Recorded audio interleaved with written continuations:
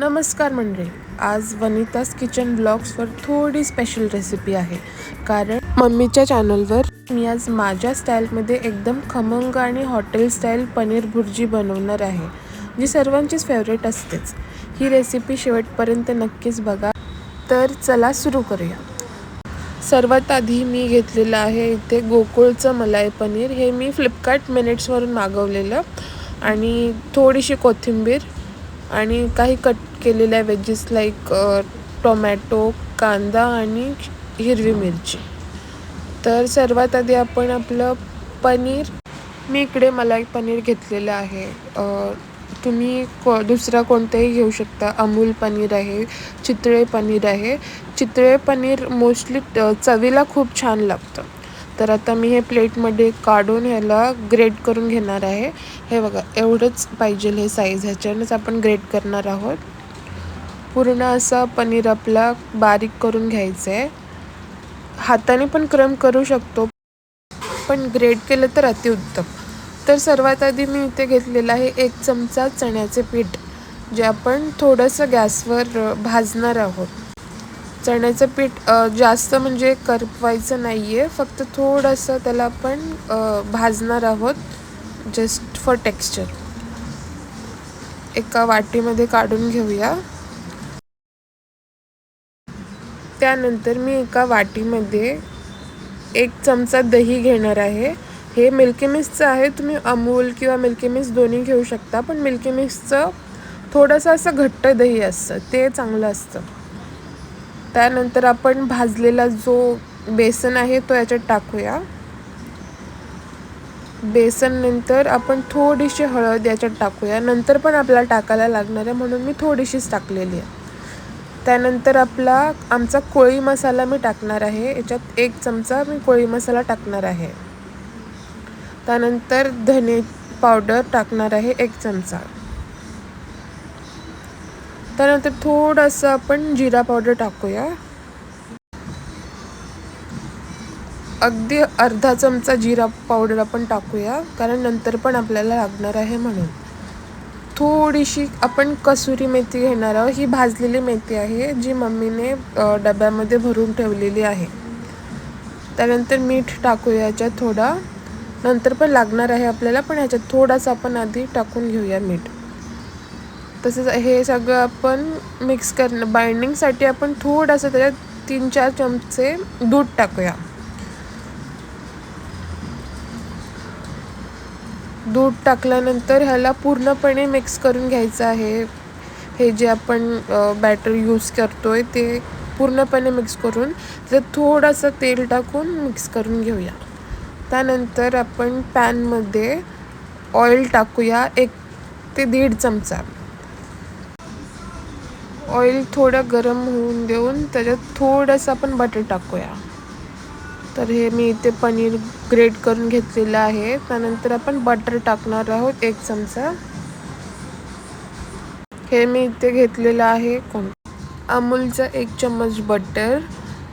त्यानंतर त्यात मी टाकणार आहे 1 चमचा आलं लसूण पेस्ट, जी होममेड आहे, जी मम्मी बनवून ठेवते. तर मी त्यात 1 चमचा घालणार आहे ही आलं लसूण पेस्ट.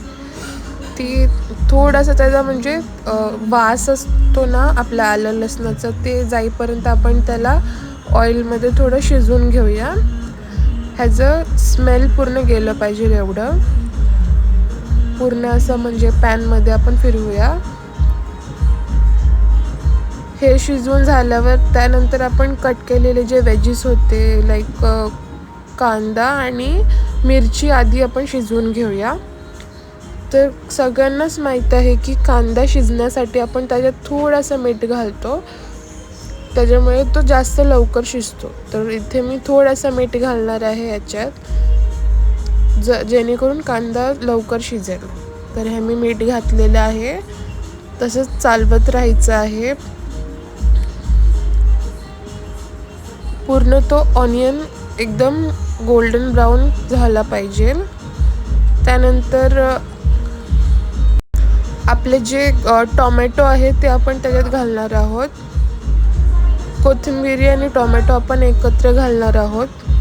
त्यानंतर ते पण पूर्ण शिजवून घ्यायचं आहे.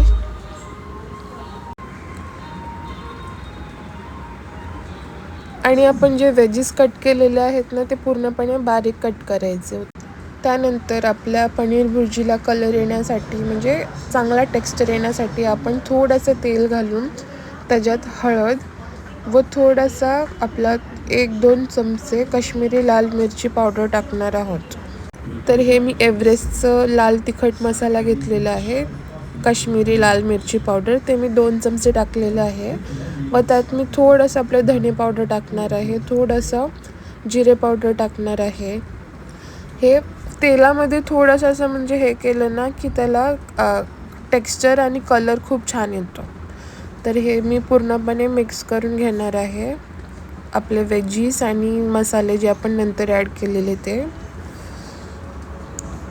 त्यात मी थोडासा आमचा कोळी मसाला टाकलेला आहे, लाईक 1 चमचा, कारण की आपण आधी पण त्या दहीच्या मिक्सचरमध्ये मसाले टाकलेले होते. जास्त टाकलं तर मग तिखट होईल. तर तसंच आपण जो तो पेस्ट तयार केलेला दहीचा तो आपण याच्यात टाकणार आहोत व ते सतत आपल्याला फिरवत राहायचं आहे, नाहीतर जी दही असते ती फाटून जाते, मग त्याचं एकदम आंबट टेस्ट येतो. त्यासाठी मी हे फिरवतच राहते. आपल्याला 2-3 मिनटं तरी आपल्याला असं सतत त्याला हे फिरवत राहायचं आहे. पूर्ण कांदा एकदम हे झालं की त्याच्यात थोडंसं आपण पाणी मिक्स करूया. पाणी एकदम नाही टाकायचं, थोडं थोडं टाकायचं आहे. एकदम टाकलं की ते पूर्ण नरम पडतो कांदा, पण आपल्याला कांदा नरम करायचा नाही आहे. तसंच पूर्ण पाणी सुकल्यानंतर थोडंसं अजून पाणी आपण टाकणार आहोत त्याच्यात. पूर्ण पाणी आपण वाफून घेऊया, पूर्ण तो कांदा वगैरे सगळं शिजला पाहिजे. नंतर त्याला तेल सुटेपर्यंत आपण त्याला फिरवणार आहोत. झाकण अजिबात द्यायचं नाही आहे, कारण त्याला पाणी सुटेल. त्यानंतर आपण तो पाणी सुकल्यानंतर आपण त्याच्यात पनीर ग्रेट केलेला तो टाकणार आहोत. मीठ तुमच्या चवीप्रमाणे टाकू शकता. मी ऑलरेडी मीठ टाकलेलं होतं म्हणून मी आता टाकणार नाही आहे. तरी तुम्ही एकदा मध्ये टेस्ट करून बघू शकता, जर मीठ कमी असेल तर तुम्ही टाकू शकता. तर हे पूर्ण आता थोडंसं नरम आहे भुर्जी, ते त्याला आपण थोडंसं असं तव्यावर हे फिरवूया, जेणेकरून त्याला म्हणजे एक चांगलं टेक्स्चर आणि चव येईल. तर हे तव्यावर पूर्णपणे आपल्याला फिरवून घ्यायची आहे. तर बघा, आपल्या झणझणीत चविष्ट पनीर भुर्जीची रेसिपी अगदी तयार झालेली आहे. अगदी कमी वेळात घरच्या घरी साध्या साहित्यांपासून अशी मस्त पनीर भुर्जी तयार होते. तुम्ही ही रेसिपी नक्की ट्राय करा. कशी वाटली हे कमेंट करून नक्की सांगा. व्हिडिओ आवडला असेल तर एक लाईक नक्की करा. तुमच्या मित्र-मैत्रिणी आणि कुटुंबासोबत शेअर करा. आणि अशा सोप्या आणि झटपट चविष्ट रेसिपीसाठी वनिताज किचनला सबस्क्राईब करा. थँक्यू.